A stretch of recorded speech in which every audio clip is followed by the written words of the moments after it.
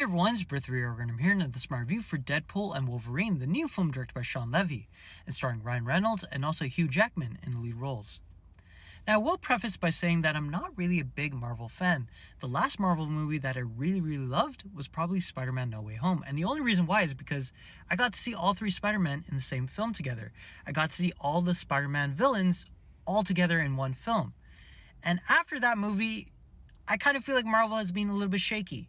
But I will say this, Deadpool and Wolverine is a really good energy booster and a really good reset towards the MCU, and this is an easy 10 out of 10. I will also say that this film is not the film of the summer, in my personal opinion. The film of the summer for me was Twisters, which came out last week, but Deadpool and Wolverine is a really close second for me. This is a thoroughly entertaining film from start to finish.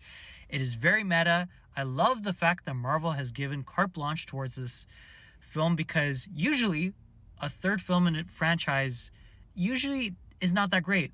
But maybe this is recency bias because, just seeing this movie now, I would say that Deadpool and Wolverine is the best film in the Deadpool series by far. I love the way that they criticized and kind of joked about how Marvel has been shaky in recent times. I love the self-referential kind of like mindset that this film has. Some Marvel fans might get a little bit mad that they're making fun of Marvel a lot in this movie, but I really love that.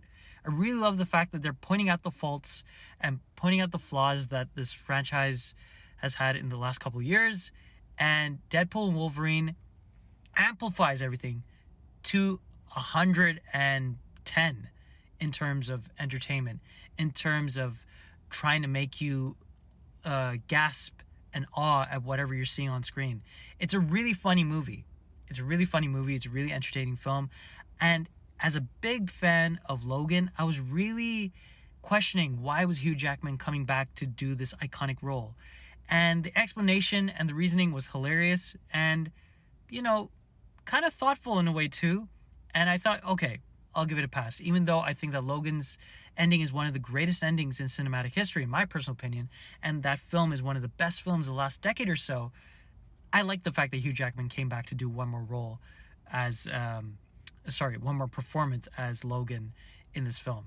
He's great. Ryan Reynolds is awesome as usual. I think this is his most Deadpoolish Deadpool performance in the franchise so far.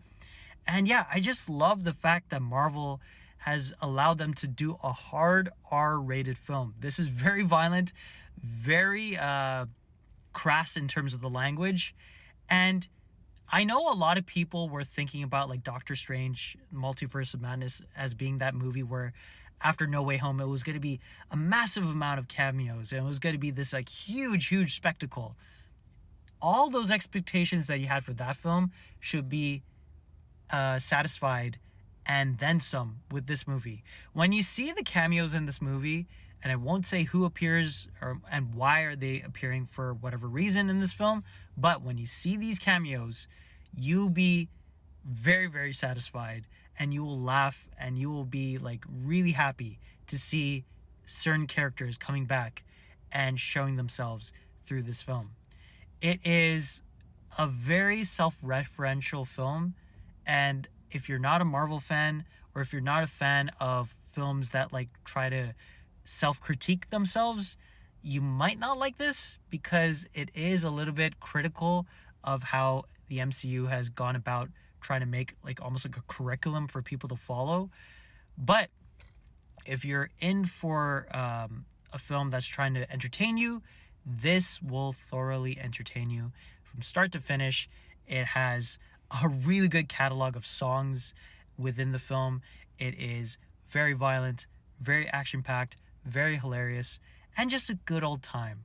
And it will pass the time with a breath of fresh air. Sorry, I flubbed that word, but whatever. It's a great time, and I give it a 10 out of 10. Please do watch it in theaters because it is probably the best MCU film in quite a while. 10 out of 10.